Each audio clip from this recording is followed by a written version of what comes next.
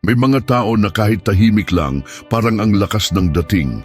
Kahit hindi sila sikat, hindi mayaman, o wala namang inaangking mataas na posisyon, ramdam mong may presensya sila. Meron silang tinatawag na aura, yung hindi mo maipaliwanag, pero nadarama mong may lakas, kumpiyansa, at respeto silang dala. At minsan, mapapatanong ka, bakit ganun? Paano nila nagagawa yun? Ang totoo, hindi yan magic o swerte. May mga ginagawa silang simpleng bagay araw-araw na unti-unting nagpapalakas ng kanilang panloob na enerhiya. Kung gusto mong maramdaman ng iba na may respeto ka sa sarili, na may tiwala ka sa kilos mo at may paninindigan ka, kailangan mong palakasin ang aura mo. Ang aura ay hindi lang tungkol sa panlabas na anyo, mas malalim ito. Aura mo ang nagsasalita kahit wala kang sinasabi. Ito ang vibe mo, ang lakas mong hindi nakikita pero nararamdaman. Kaya sa video na ito pag-uusapan natin ang 7 bagay na dapat mong gawin para lumakas ang aura mo. Mga simpleng hakbang na kayang-kaya mong simulan ngayon din. Sa bawat punto, may aral mula sa Stoicism na tahimik pero makapangyarihan ang epekto. Number 1, tumayo ng tuwid at maglakad ng may lakas. Ang unang bagay na nagpapalakas ng aura mo ay kung paano ka tumayo at maglakad. Hindi mo kailangang maging artista o modelo para magmukhang may dating. Ang mahalaga, alam mong bitbit mo ang sarili mo ng buo. Kapag nakayuko ka lagi, para kang laging humihingi ng paumanhin sa mundo. Pero kapag tuwid ang likod mo at ang bawat hakbang mo ay may layunin, para kang nagsasabi, alam ko kung sino ako. At sa dami ng tao ngayon, nalutang at walang direksyon, kakaiba na ang ganitong aura. Sa simpleng pagtindig ng tuwid, pinapalakas mo ang sarili mong paniniwala sa sarili mo. Nagkakaroon ka ng kontrol sa katawan mo at yan ang unang hakbang sa pagkakaroon ng kontrol sa isipan. Sa isang aspeto ng Stoicism, tinuturo nito na ang pagkilos mo ay dapat may disiplina at dignidad. Hindi mo kontrolado ang tingin ng iba, pero kontrolado mo kung paano mo dalhin ang sarili mo. Kaya kahit simpleng lakad lang, kung may kumpiyansa at katahimikan ito, lalakas ang dating mo. Kapag nasanay kang itindig ang sarili mo, kahit pagod ka, kahit may problema ka, ipinapakita mong hindi basta-basta natitinag ang loob mo. Aura mo ang nagsasabi, hindi ako madaling gumuho. At kapag ganun ang dating mo, hindi lang respeto ng iba ang makukuha mo, kundi respeto mo sa sarili mo. Number 2, piliin mong manahimik kapag hindi kailangan magsalita. Sa mundo ngayon na lahat gustong marinig, kakaiba ang taong marunong manahimik. Kapag alam mong hindi mo kailangang ipilit ang opinyon mo sa bawat usapan o hindi mo kailangang patunayan ng sarili mo sa bawat sagutan, nagkakaroon ka ng isang tahimik na lakas. Ang katahimikan ay hindi kahinaan. Sa totoo lang, ito ang isa sa pinakamatitibay na anyo ng kontrol sa sarili. May isang prinsipyo sa Stoicism na nagtuturo na hindi lahat ng bagay ay kailangan mong sabayan. Hindi mo kailangang pumatol sa bawat tukso ng argumento. Kapag pinili mong manahimik, lalo na kapag emosyonal ang usapan, mas malinaw kang makakaisip. At kapag nagsalita ka na, mas pinapakinggan ka. Bakit? Dahil bihira kang magsalita. Aura mong tahimik pero may bigat ang nagdadala sa iyo. Kaya kung gusto mong lumakas ang aura mo, sanayin ang sarili mong hindi magpadala sa ingay ng paligid. Hayaan mong ang katahimikan mo ang magsalita para sa iyo. Ang taong marunong manahimik ay taong may kapangyarihan sa sarili niyang damdamin at salita. At yan ang lakas na hindi basta-basta matutumbasan. Number 3, matutong tumanggi ng may galang.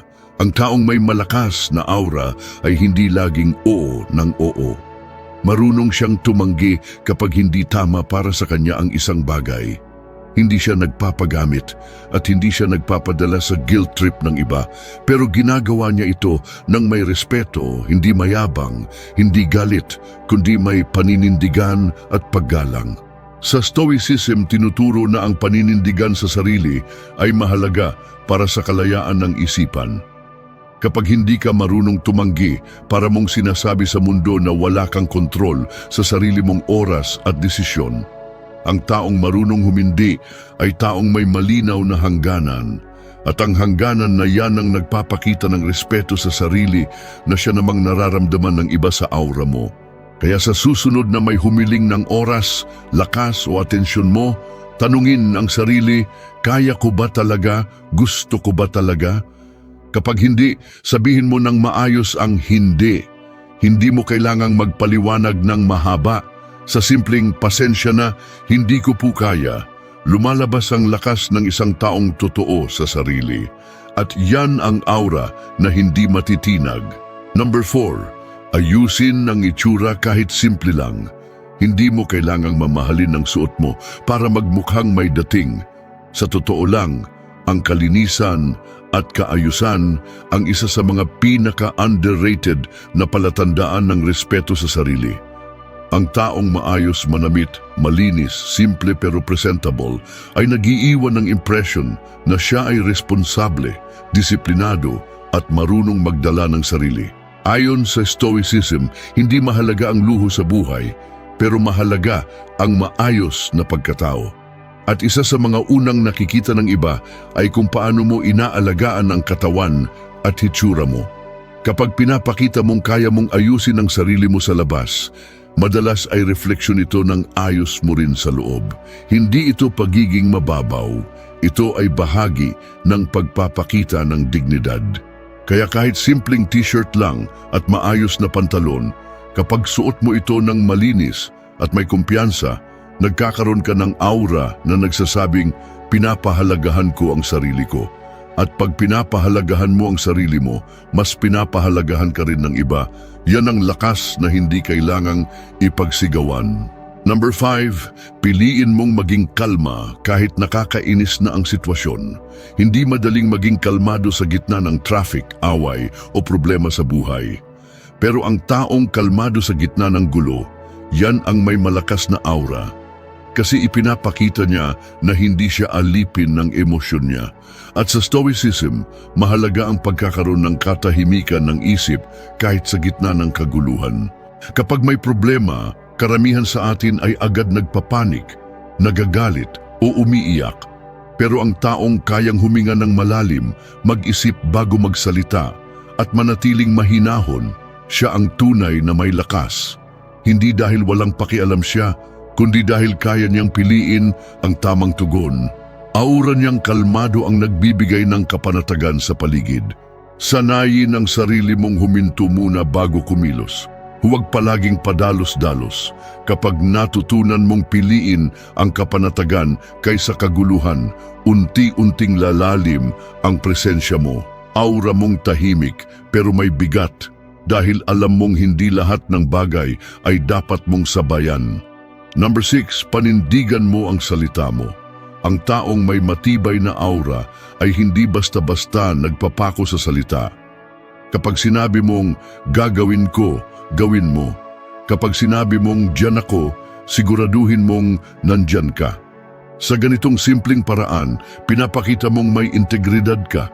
At ang integridad ay isang bagay na bihira na ngayon pero napakahalaga. Sa prinsipyo ng Stoicism, tinuturo na ang salita ng isang tao ay dapat kasing tibay ng gawa niya. Hindi mo kailangan ng grand gestures para patunayan ang sarili mo.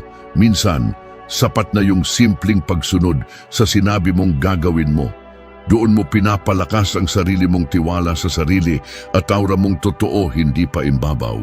Kapag nasanay kang panindigan ng salita mo, nagkakaroon ka ng reputasyon na mapagkakatiwalaan. At ang tiwala ay hindi basta nakikita, ramdam to. Ang aura mong may bigat kasi alam ng mga tao, kapag sinabi mo, ginagawa mo. At yan ang klase ng aura na nagtatagal. Number 7, piliin mong maging tahimik pero mabuting tao. Sa dulo ng lahat, ang tunay na aura ay hindi lang galing sa itsura o pananalita. Galing ito sa kabutihang ginagawa mo kahit walang nakakakita. Ang mga taong mabait, mapagkumbaba at hindi nagyayabang sa ginagawa nila ay karaniwang may presensyang malalim. Hindi sila palapansin pero napapansin. Hindi sila nagyayabang pero nirerespeto. Isa sa mga aral sa Stoicism ay ang pagiging mabuting tao nang walang inaasahang kapalit.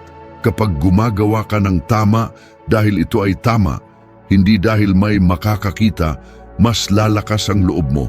At ang lakas ng loob ay nararamdaman sa aura mo. Aura ng isang taong tahimik pero busilak ang kalooban.